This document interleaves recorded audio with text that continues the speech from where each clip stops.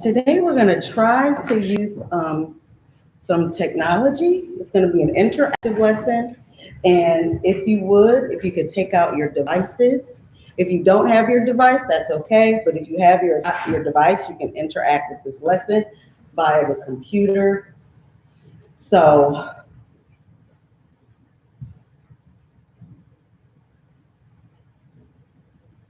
I'm going to go to this.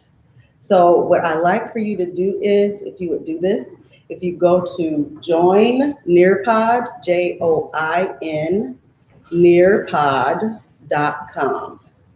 Join nearpod.com and enter, I think I might need that device, and enter the code on the big screen. Oh, there it is, yeah. Yeah, yep, it's that one. Can you make that big? Yeah, just expand it. Join nearpod.com and enter that code H4NUG. H4NUG. Join nearpod.com. Join nearpod.com. So if you want to interact with the lesson, there's some things that you can do online with us.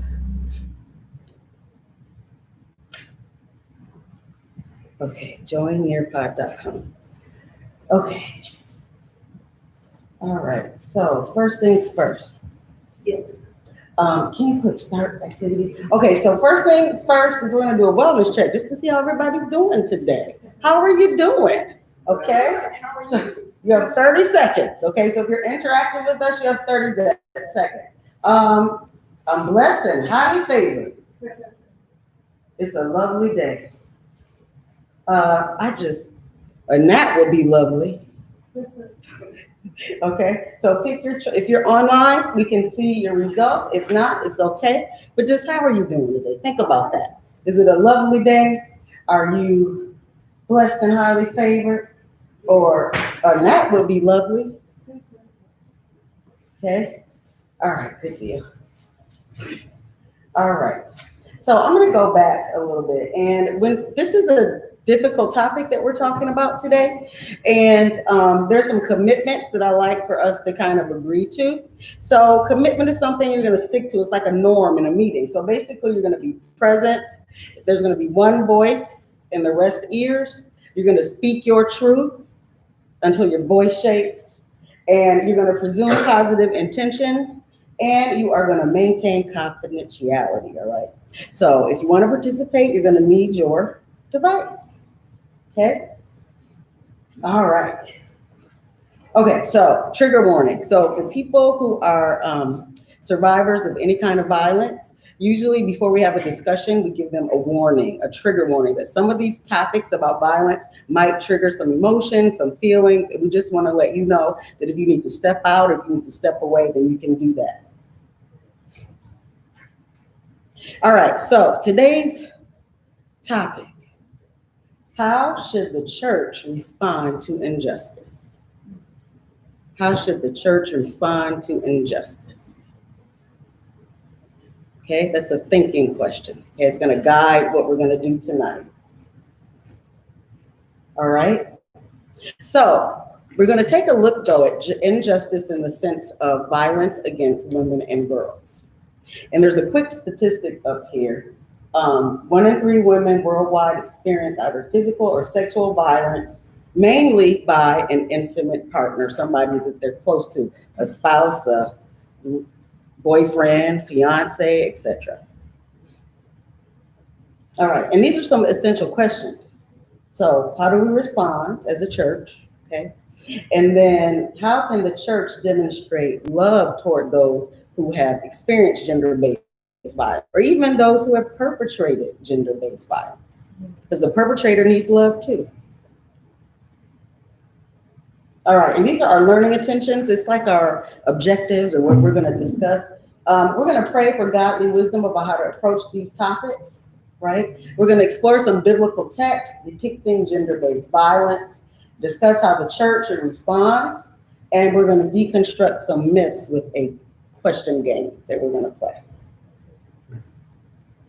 All right, and I'll use this acronym GBV, gender-based violence. So if you see that, that's what that means. All right, so here's a quiz.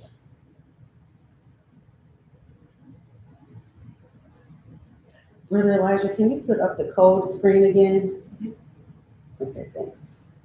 All right, so if you are wanting to join this activity and you want to do it like live, then you can go to join, JOIN, Nearpod, NEARPOD.com, and enter the code H4NUG.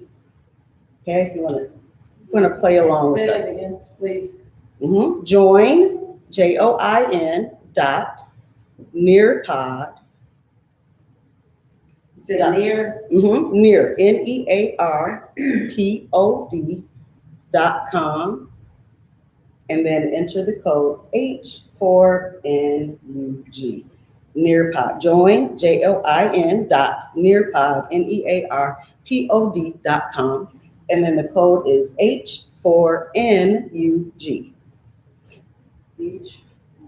H4NUG.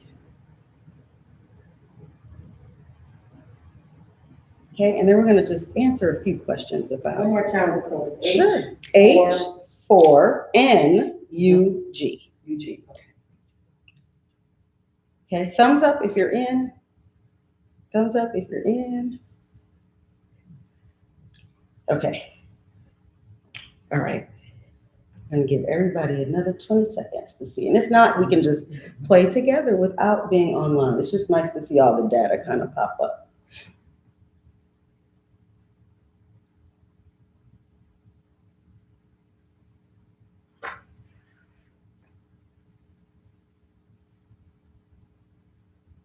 Okay, Brother Elijah, I think we're ready. H4NUG.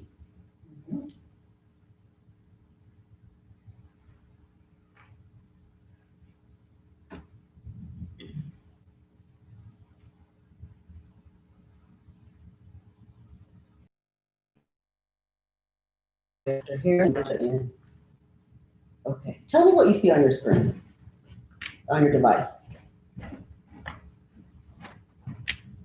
Excellent. Okay. The picture and then short film. Okay, wonderful.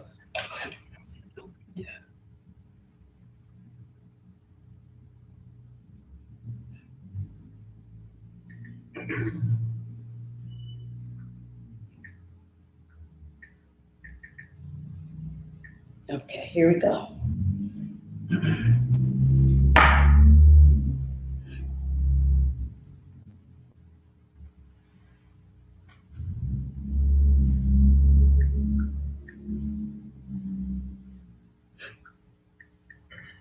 All right, here we are.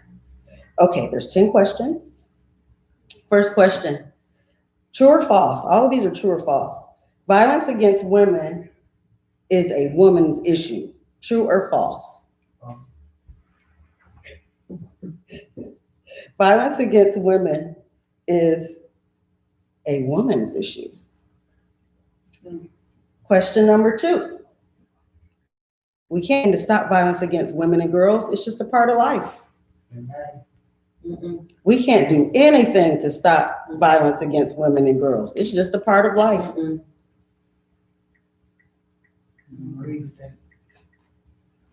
Third question, men are naturally aggressive. Men are naturally aggressive.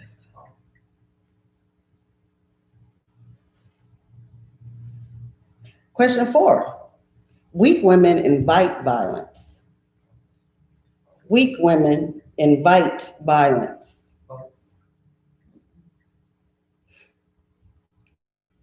Question 5, domestic and sexual abuse are the only types of violence affecting women and girls. Domestic and sexual violence are the only types of violence affecting women and girls.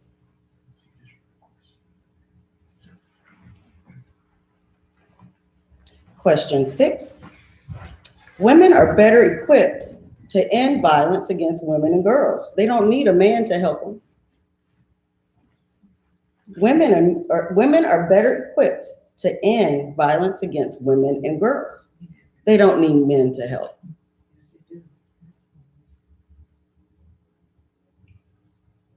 Question 7, domestic violence is a private family matter.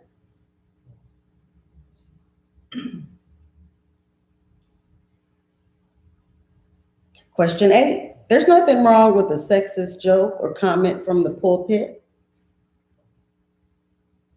There's nothing wrong with a sexist joke or comment from the pulpit.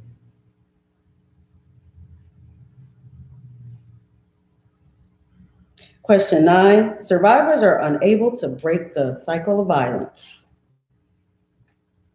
Survivors are unable to break the cycle of violence. And number 10, sexual violence is more likely to be committed by a stranger. Sexual violence is more likely to be committed by a stranger.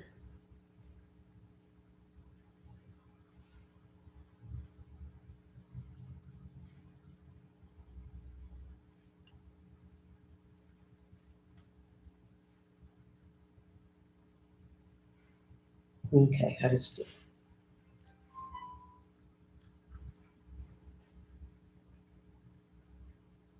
All right, so all of the responses to those questions were false. All of them were false. Myth number 1, violence against women is just a women's issue. No, violence affects the physical, mental health of women, children, and in the long run leads to poverty and marginalization. It's an issue that concerns women and men. It's not just a women's issue. Myth 2, there's nothing we can do. Violence against women is the product of learned attitudes and norms. Domestic violence can be ended by ending gender stereotypes and promoting a culture, ending like a culture that promotes violence against women. Myth number 3, men can't control their anger. Feeling angry doesn't automatically lead to being violent. Men who are violent toward women choose violence as a way of solving problems. Myth number 4, violence only affects certain groups of women. Like poor, marginalized, uneducated. That's not true. Repeatedly, research has shown that violence crosses all boundaries. It impacts everyone, women from all socioeconomic backgrounds, from all cultural backgrounds, and all family backgrounds, and all religious backgrounds. Myth number 5, domestic violence and sexual violence are the only types of violence affecting women. That's false. Physical abuse is just one of many forms of violence. Right? So international laws defines violence against women as any act of gender-based violence that results in or is likely to result in physical, sexual, or mental harm or suffering for women. Myth number 6, men have no role in ending violence against women. That's false. Men are the ones who need to end violence against women. Men all over the globe step up and demand ending violence against women. They participate in public events, they speak publicly, they look and talk to their friends about the issue, they raise their sons to treat women as equals. Men have a crucial role in ending violence against women. We can't do it without them. Myth number 7, domestic violence is a private family matter. That's false. Violence against women is a human rights violation. See something, say something. It's a serious and widespread pandemic. Just like COVID, it's happening all over the world. Okay, it's a joint responsibility to end gender-based violence. We have to do it together. There's nothing wrong, number 8, with a sexist joke or comment from the pulpit. That's false. Sexist attitudes and sexist jokes promote gender stereotypes and discrimination against women and girls.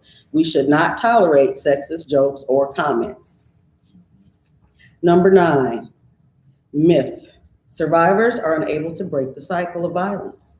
Well, while violence brings serious consequences, right? Many survivors are able to take a stand and recover to help other women. Myth number 10, sexual violence is more likely to be committed by a stranger. That is false. It's just the opposite. 2/3 of sexual assaults are committed by someone known to the survivor. That means it's someone they go to school with, it's someone they go to church with, it's someone they live in the house with, it's someone who lives in their community, it's someone that they work with. Research shows that only 2% of abusers are complete strangers. Okay, that's big information, right? So what are we going to do with that? Okay. And those were our results. There's some people on there. Okay. All right, good. So we already talked about what gender-based violence is. The United Nations is very clear that it is a deprivation of the liberty and freedom of women and girls, whether it occurs in private life or public life, so at home or out in the community. Okay, thank you, Brother Elijah. Can you, this device, I think. No, well, yeah, do this device. All right, so we're gonna watch a really quick clip about what is gender-based violence.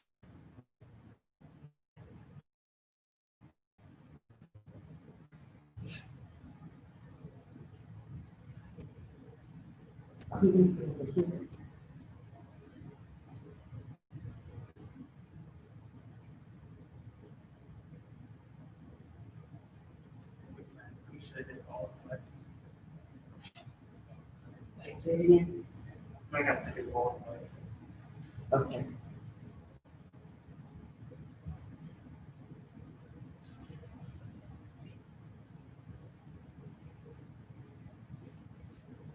All right, so I'm going to narrate. So basically, gender-based violence is a socially created construct, and it can be unlearned. Most of the violence that happens against women happens by men. So even if it's men that are committing violence against an adult woman, a teenage woman, or a child, or girl, or a boy, it's a serious issue that can affect all people. And we have a right and we have a obligation to speak up about it. And even the Bible tells us that we need to do that. We're going to talk about that in just a moment. All right, so here's some statistics. Every 2 minutes, another American is sexually assaulted. Every 2 minutes. Out of every 100 cases of rape, 12 lead to arrest, 9 are prosecuted, and only 5 lead to any kind of conviction at all. So we have less than half of domestic violence incidents are reported to police. It's one of those crimes that people kind of keep to themselves. 1 in 3 girls is a victim of physical, verbal, or emotional abuse in the United States. 1 in 3. 1 in 4 women will experience domestic violence, and on average, 3 times, right, more likely to be murdered by their partners in our country. Okay, so it's a serious issue we're talking about. Women are at risk, let's just say it that way. All right, here's some more. In the Black community, it's even more stark. So Black women experience intimate partner violence like at a rate of 35% higher than white women, and about 22 times the rate of any other race. More than 2/5 of Black women experience physical violence by an intimate partner in their life, compared to 31.5% for all women. And Black women are especially high risk of homicide compared to all women. Yes. Why? What's the stats on why African American women are more likely to be murdered by men? I'm hearing this, yes. But it's disturbing me because yes. I think there's some there's some theories around why it happens. Some people say that when we think about, especially in poverty-ridden communities where there is a large population of Black and Brown people, then the crime is kind of skyrockets, and we can kind of see that in our communities. So this kind of violence isn't more. It just kind of happens because of the environments that we have created in our communities sometimes. Trace back to economics? Yes. Not necessarily sociological reasons, the more economic reasons. It could be economic, it could be sociological, it could be both. It could be both. There is a theorist that talks about post-traumatic slave syndrome, and she talks about the way that we create, we live in an environment that is oppressed, and we are suffering from mental health issues because of our Blackness, and then it leads to a lot of other kind of issues. So perpetrators, and then that create victims. And then it's also interesting that 92% of Black female victims were killed by men they knew. 56% were killed by a current or former, partner.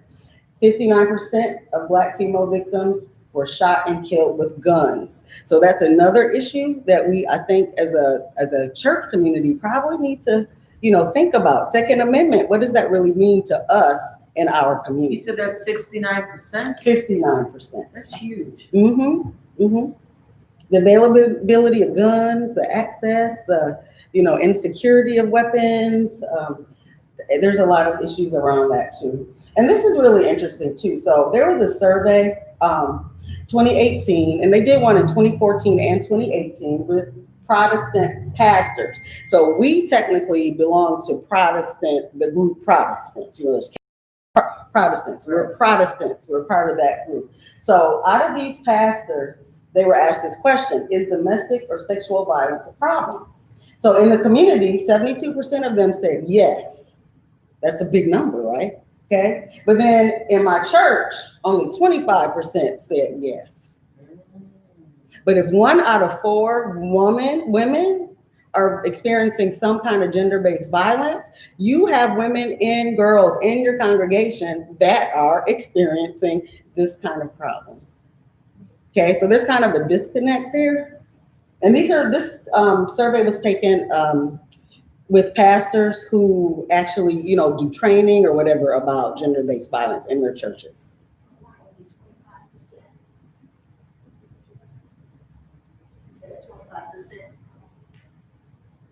Yes. They said 25% in our church is a problem, but it's a bigger problem out in the community. They didn't recognize that it is a big problem in the church too, because the church is made up of the community. Yeah. All right, so I'm going to tell a little story here, and it's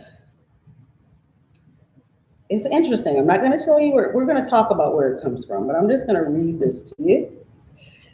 And it says, about that time, her husband woke up and got ready to leave.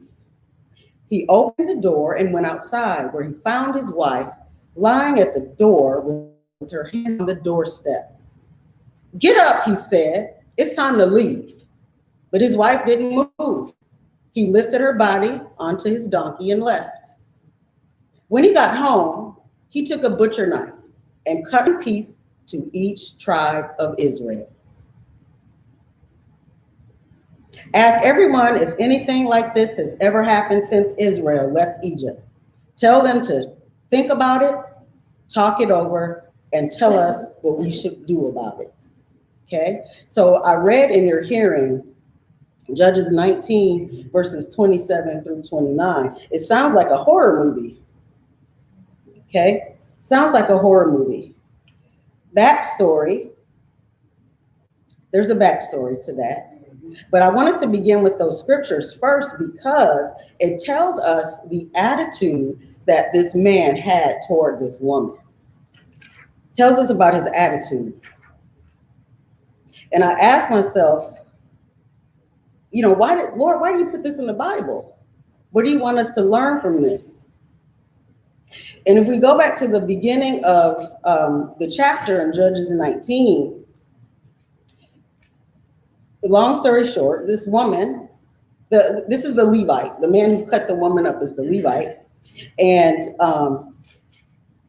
his wife left him. She left and went back to her father's house. So some people say, oh, she left and they said she was whoring about or whatever.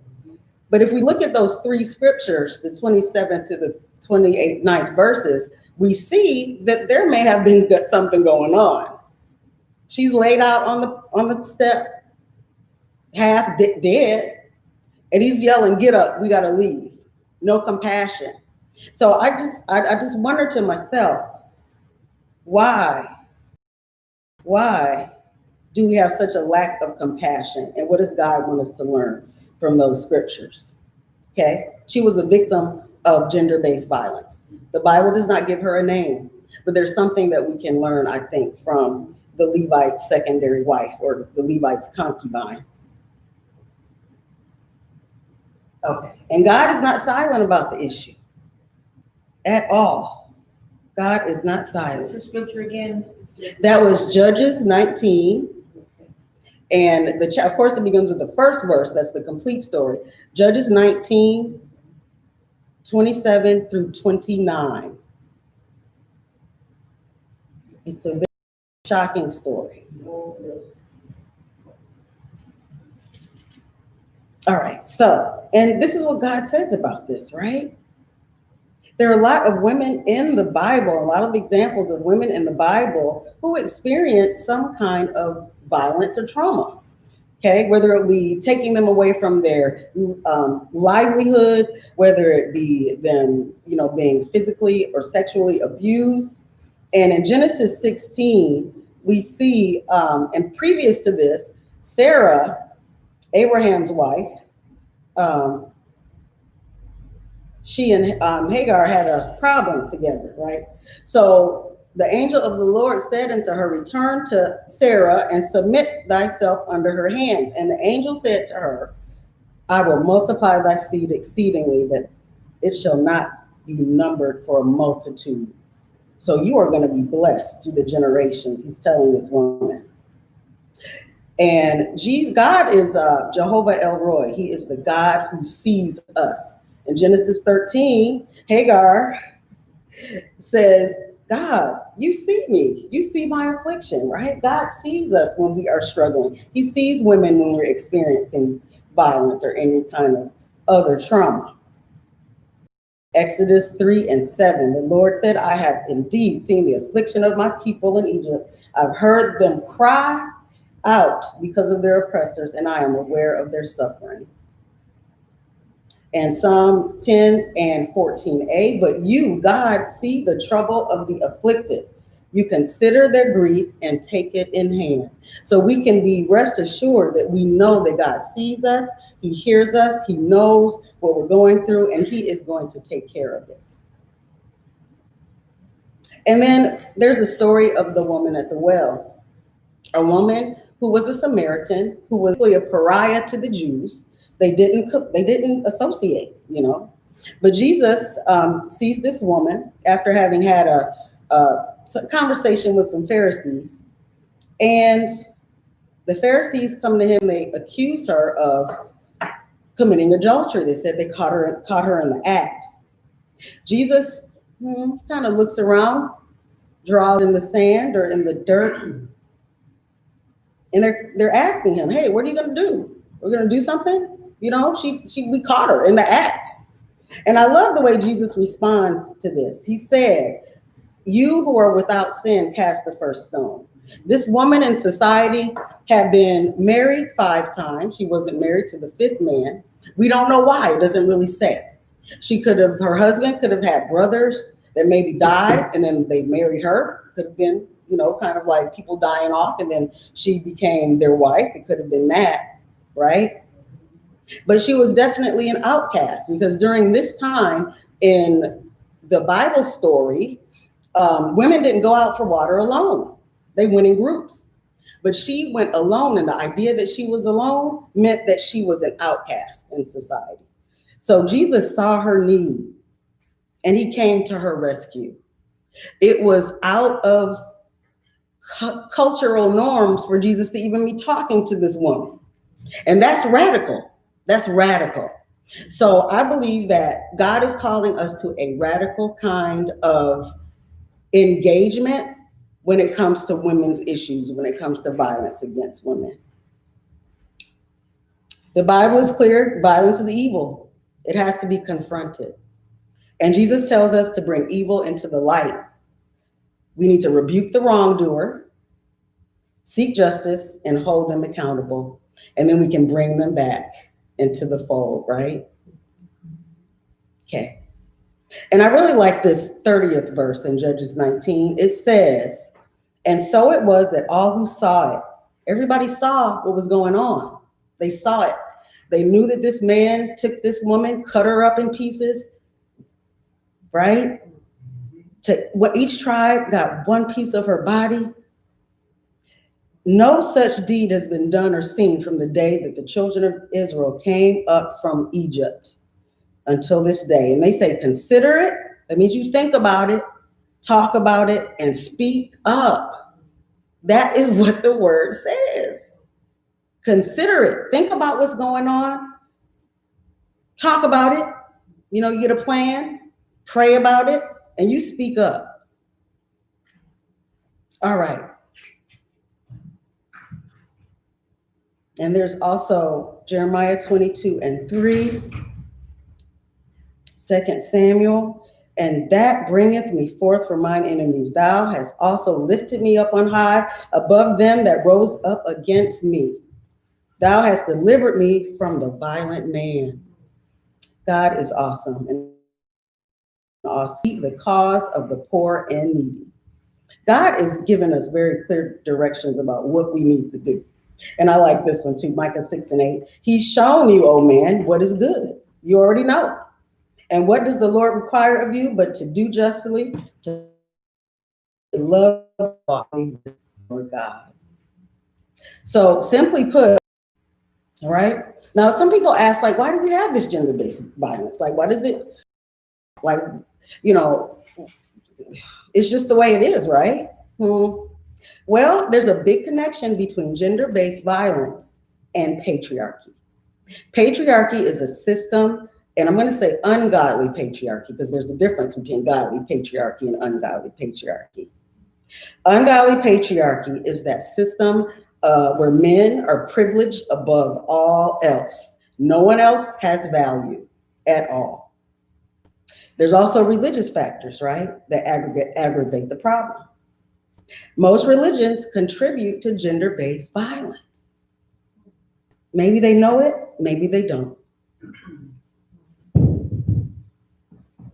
So how is the church responsible? Like, how are we at fault? Like, what are we doing? So there's a long history of blaming victims, victim blaming. That's the term that we use. What was she wearing? Why did she go out at night? But we just learned that the victims usually know the perpetrators. So you're asking somebody, what were you wearing in your own house? You're asking somebody that's not safe in their own home a lot of times, or in their place of business. Okay? And Martin Luther, who was this very old father of the Protestant or the Protestant Reformation faith or movement, he was very cruel about how husbands should treat their wives. Very cruel. A lot of that has passed down. A lot of that has passed down. And basically, he told people that, you know, if you are getting beat up by your husband, that's just your trial. You're suffering for Christ. And for many generations, and even now, I still hear this. There are some people who believe that. They still do. It's their cross to bear. All right. So this is what we've done as a human. Yes, ma'am. So if I get up and hit him back, is that his cross to bear? Yes. Yes. Yes. And this is such an interesting topic because, you know, and I think we talked about this in Sunday school. Like, what is the response of a battered person to their abuser? Do you cower? Do you take it? Do you turn the other cheek? Do you run out of the door? What do you do? What do you do? And that's kind of like a perpetual question. Some time ago, and I think our church has changed some of its views Mm-hmm. on domestic violence because Yes. for many women, they were told to stay there, stay Mm-hmm. there, stay there. Mm-hmm. And to the point where many women were, actually killed because they stayed in those homes Mm-hmm. with men who were abusive. And the church has taken a very different stance. Mm-hmm. Particularly, you'll see it in the sexual harassment training that is required Mm-hmm. for any person going into ministry. Yes. That's required. Mm-hmm. And background checks, that's required. Mm-hmm. Because they're finding that they want to get sued, not the Catholics. Catholics got plenty of money, the church has that much money. Mm-hmm. I don't believe that's the reason why they did Mm-hmm. it. But at any rate now, the churches can be sued if we are, having people be over certain areas Mm-hmm. and then something happens. Mm-hmm. Mm-hmm.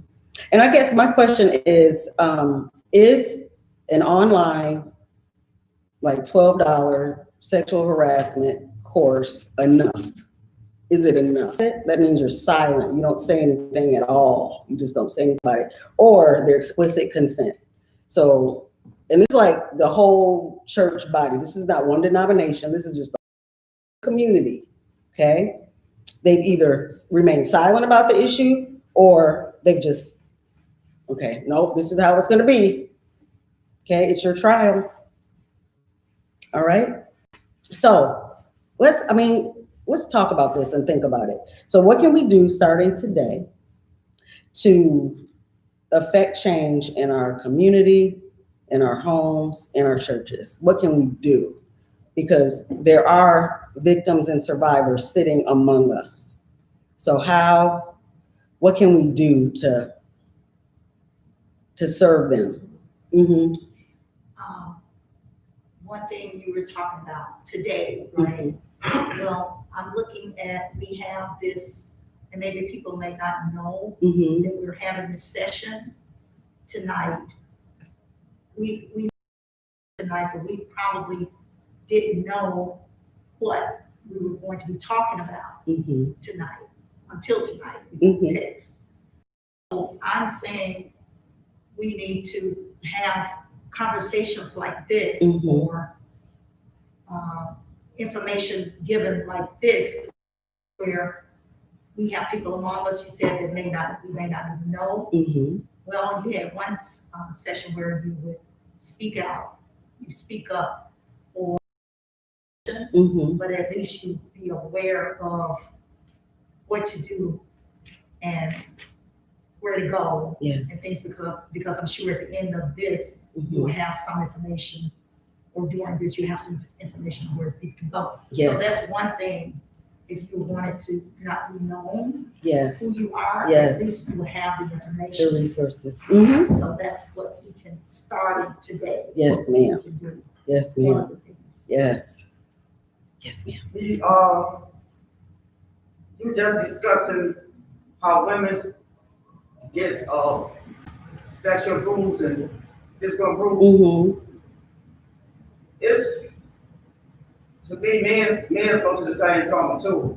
Because I know some men now growing up, they got sexual bruise. Yes. So it's equal to be men and women is going through this struggle too. Yeah, they do, but 98% of the perpetrators against women are men. So that's why it's so important. That's why it's not just a women's issue. Because men, most of the people are, and then also, girls and boys are being abused by men most of the time. Some crazy women out here too. There are, yes, that is no doubt, that's the truth. And there's also, I think we just have to talk about what men can do, since men are supposed to be the leaders in the community, and men are supposed to be in the church community, are supposed to be our, that godly patriarchy, righteous leaders, I believe they have a big role to play in ending this or minimizing it, and especially among the church body, things that are happening in the church body. I really feel like there's a need for men to step up. Yes. They do require them to do the sexual harassment training, Mm-hmm. but I really think that there should be a yearly opportunity, whether it's in leadership conferences or whatever it is, to remind people of Yes. what that behavior looks like, even though they may not think it is. Yes. Sometimes, people are used to, I'll just give you an example. Mm-hmm. Sometimes, there was a tendency for people when they were praying for folks to lay hands on the person's Yes. chest or whatever. And I think sometimes people are not aware that that could be viewed in a very different way. So I think that an update on a yearly basis Mm-hmm. for those who are in ministry, Yes. missionaries, preachers, whomever, Yes. so they know here's the boundary, Mm-hmm. and be very careful if you might end up stepping Yes. on that boundary. Mm-hmm. And so I think additional training on a yearly basis as an update to me Yes, is yeah. what's appropriate, because sometimes people forget Thank it's you. been a whole year, but we need to be reminded that this Yes. is what it is, that kind of thing. Yes. And then the other part of it too is I'm a lifelong learner, Mm-hmm. so I read a lot Yes. about a whole lot of things. And so it might be important for us, especially those that are on an annual basis, to review certain information. Yes. So we're clear and how to help that person that's going through that. Mm-hmm. Amen. I believe that. Absolutely. So I hear you saying that we should educate ourselves. Right? It should be something that we should just, I don't know, watch a movie about, read a book about it, read an article, just constantly. And then I agree with that, Mother, the training that happens annually. And then, I guess just as a part of our Christian formation, being able to search ourselves and just kind of ask God, what is it that I'm missing, Lord? How am I missing these red flags? Or what am I, show me what I need to see in order to serve these people. Yes. Any other questions or comments? Yes. And also, usually when you're talking about sexual harassment or what you said, Gender-based violence. Most of the time, it sounds like a sexist session, Mm-hmm. because it sounds like the men may be Mm-hmm. not the victim, but Mhm. the perpetrator. Mm-hmm. And so, even though we know that that's not the case Mm-hmm. all the time, but, Yes. and I'm just saying, but the scriptures that you brought in the Old Mhm. Testament, Mm-hmm. more or less of how the women were treated Mhm. and things by men. So I guess I'm not, don't want to be a stick in the mud, Mhm. but we have men here. Yes. Yes. And they may feel, I don't know if you all feel that well, I don't know. Mm-hmm. If you're gonna get the vast Mhm. number of people, they may feel as if they are the perpetrator when we bring these things up about, the women being the victim at all times. Yes. So, Can I give you an example Sure. using racism? I'm going to give you an example using racism. So, we know everybody isn't racist, right? right, We know all cops are not bad. true.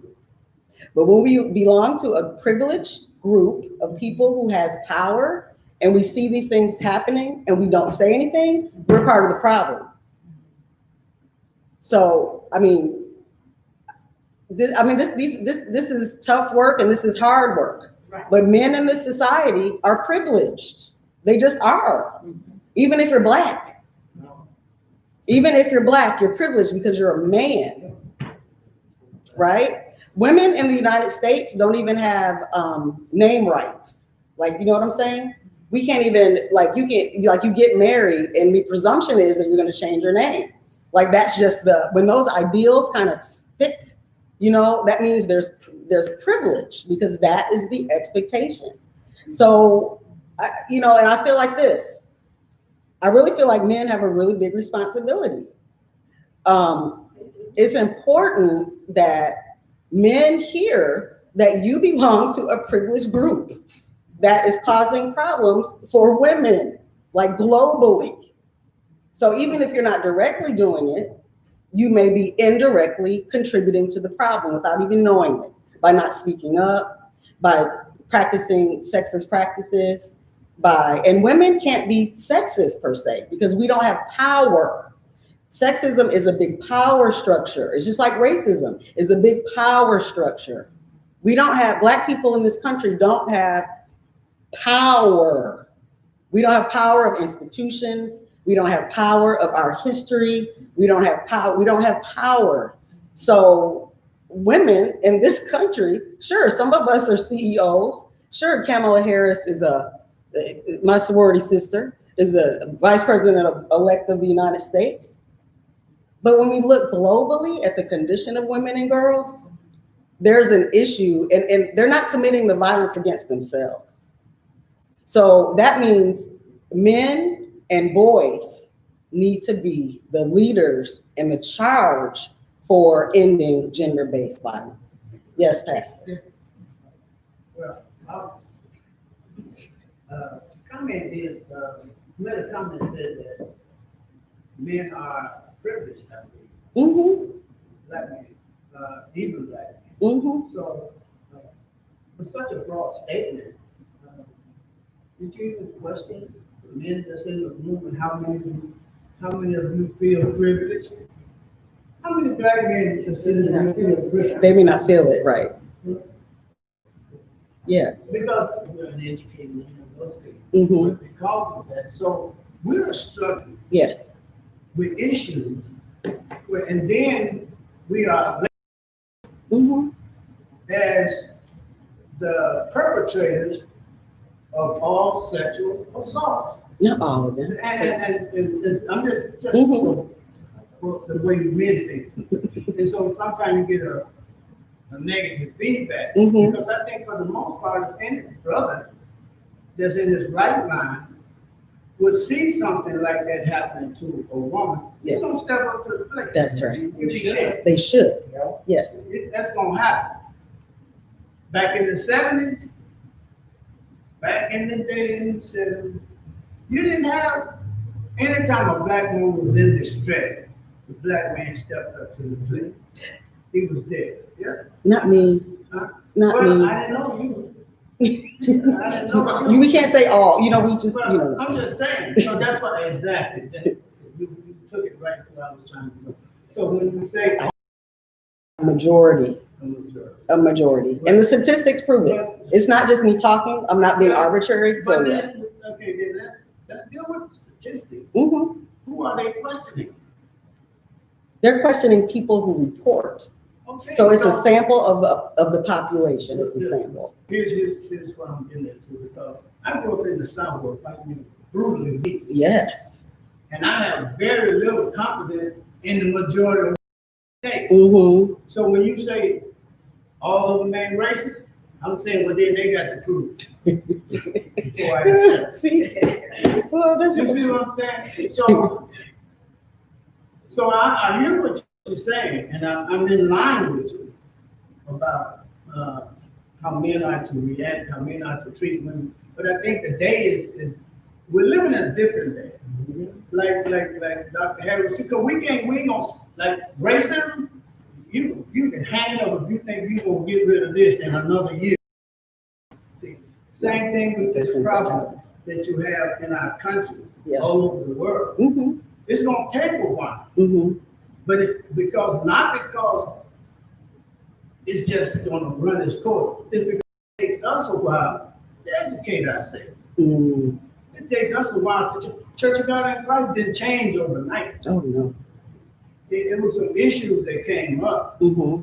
And so one of the best ways to handle those issues Mm-hmm. was to give a sexual harassment class. Mm-hmm.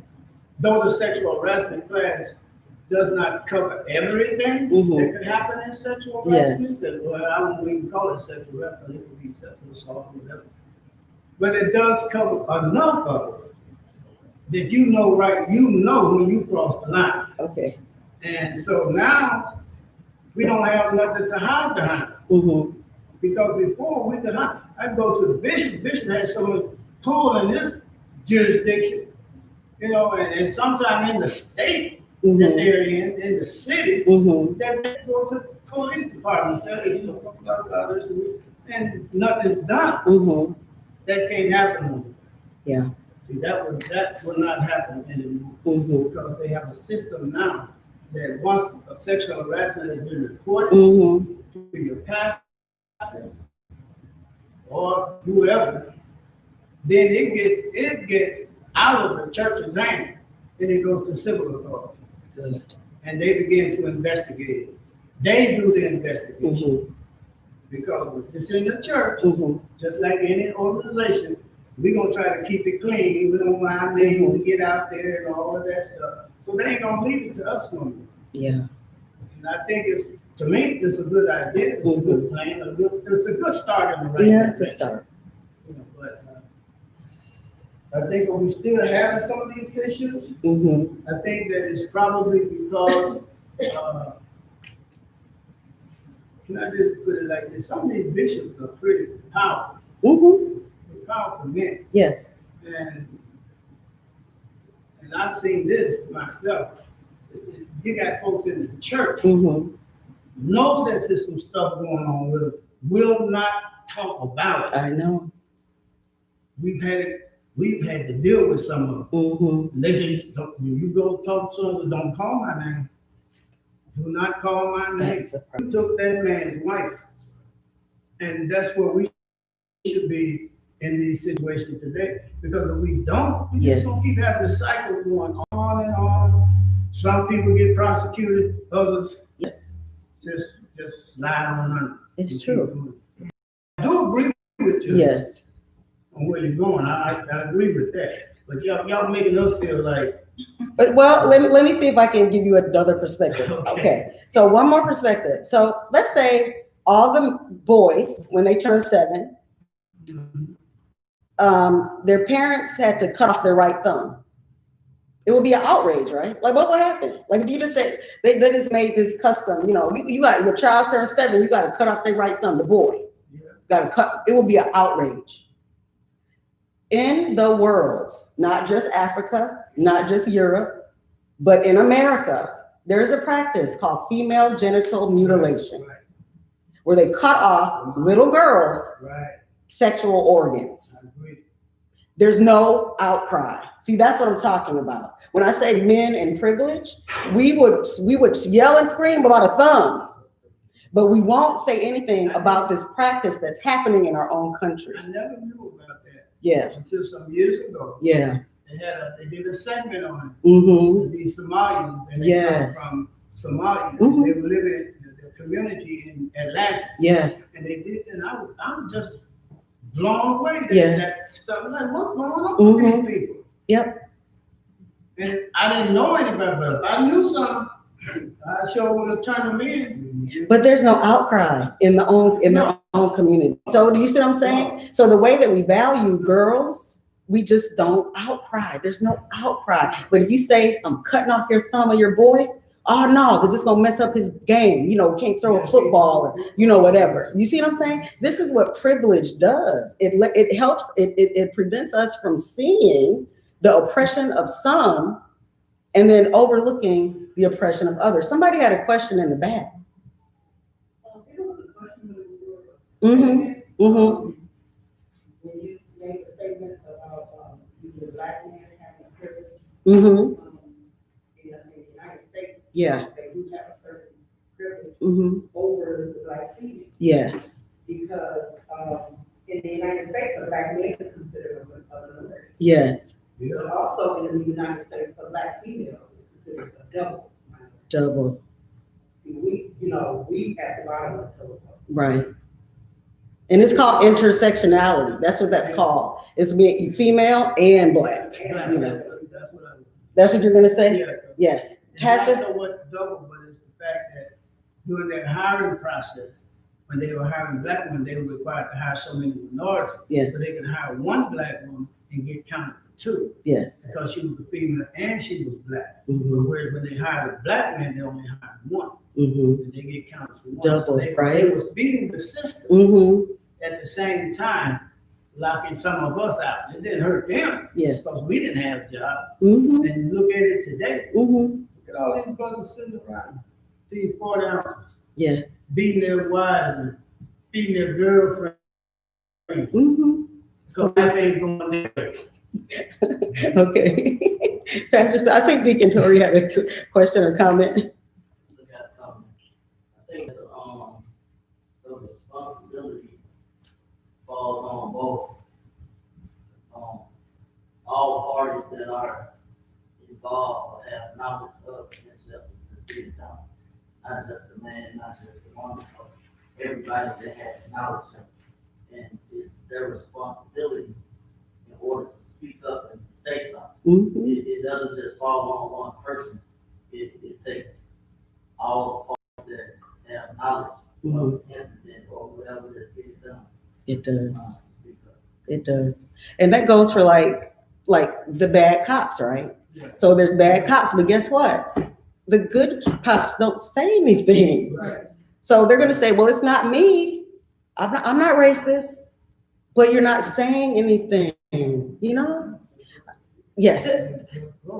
The other thing that is rather disturbing to me, Mm-hmm. and I'm going back to your earlier slides that talked about the high rate among African American women. Mm-hmm.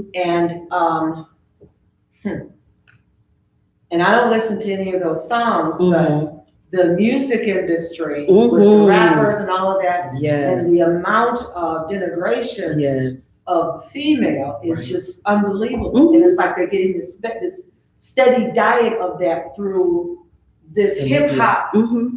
stuff. I mean, Exactly. sometimes the words are so graphic, you know, I'm like, Yes. who listens to that, I you know? It's true. And so, we're, I mean, what I'm saying is when you keep hearing that kind of stuff and this younger group coming up, they're calling women out of their names. They're saying things about them and they just rocking to it. You know, they think this They is, sure and I'm do. like, don't you all get what you're doing? No, and our children are listening to And that. then listening to this stuff. Mm-hmm. Yes, ma'am. I agree.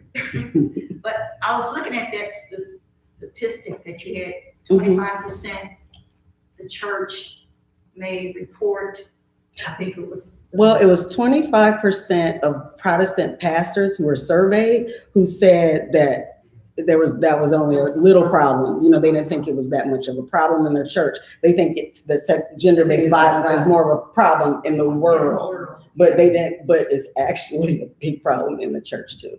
Yeah, right, and Mhm. I agree that, of course, you're gonna ask pastors, Mm-hmm. you know. But what I was getting ready to say too is, what Brother Harris got a comment on what she said. Mm-hmm. There's a difference. I mean, you got the church and then you have the community or Yes. the world. So you know that the world is not going to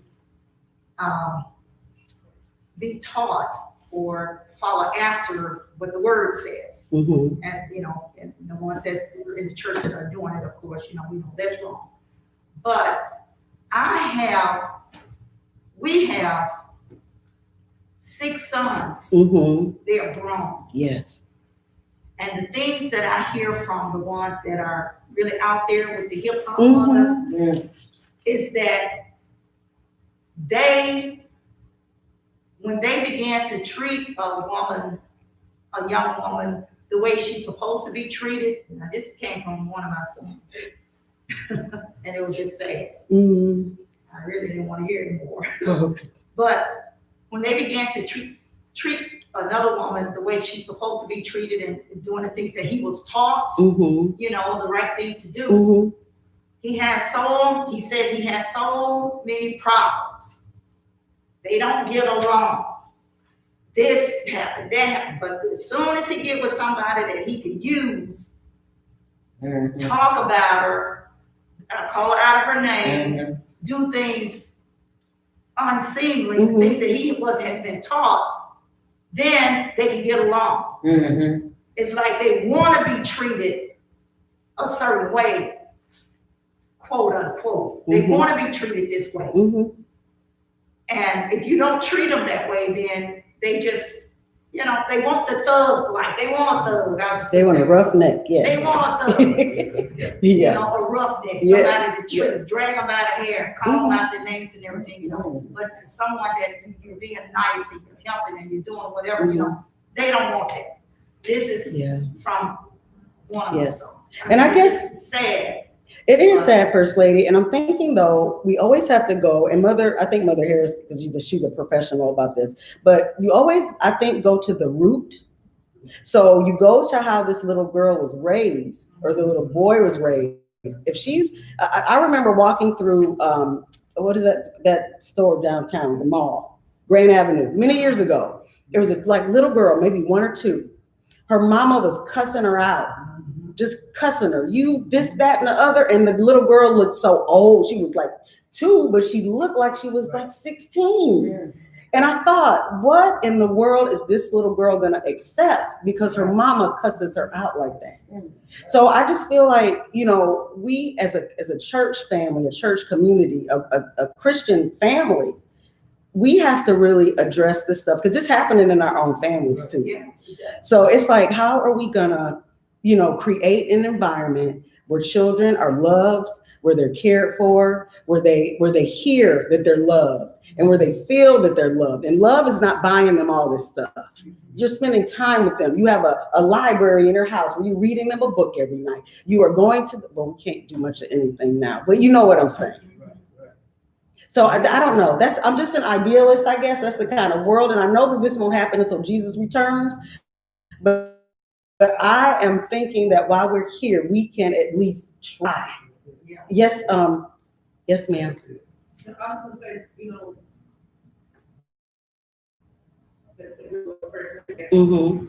but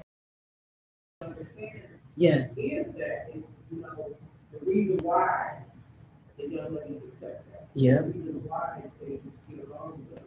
Mm-hmm. Because they, you know, they don't have any self-esteem. Right. Or they think that that's acceptable. They do. They Like do. you're saying, you know, I know a family who the mother was being abused. So her daughter saw their dad. Yes. Yes. So when they became of age today, they were in the same time. Mm-hmm. They accepted it because they saw their dad. They did.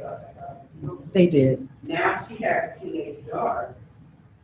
And this is the 3rd generation. Yes. And she has verbally said, well, I thought this was how it was supposed to be. Oh, man. Because that's what I see. Wow. It's like I'm there watching my mom being beat. Mm-hmm. I'm thinking, oh, okay, so this is how the man told you that he loved me. Because that's what he's doing. Oh my gosh. Yeah. Then it's, you know, it's 3 generations Yes. of the same thing, you know, thinking this is acceptable. Yes.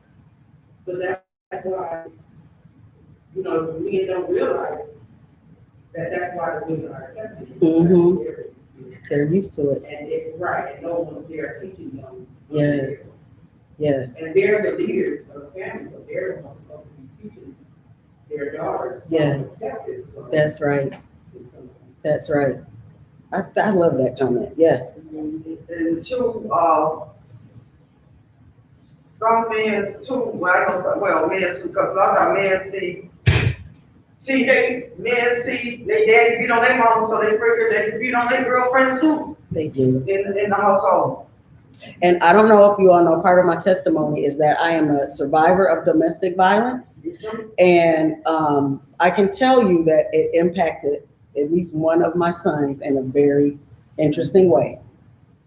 And I think that adults, you know, we say, do what I say, not what I do. But the kids, nonverbal communication is like 92% of information. The things that you don't say is what people follow and what they see and what they model after. So I just, as a church community, this is why I'm so passionate about it, because I am a survivor. And notice I use the word survivor. You notice that?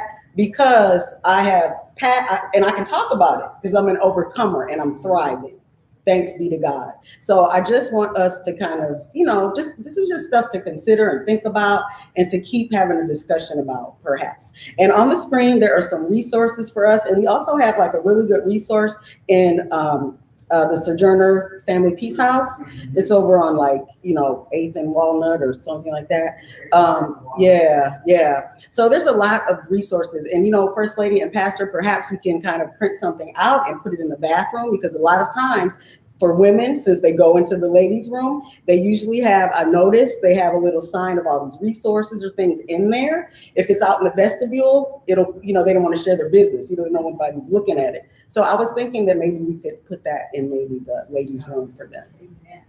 Okay, and thank you so much for bearing with me and the technology. I'm trying to be a little fancy, but it didn't quite work. But I hope that we got something out of the talk and discussion.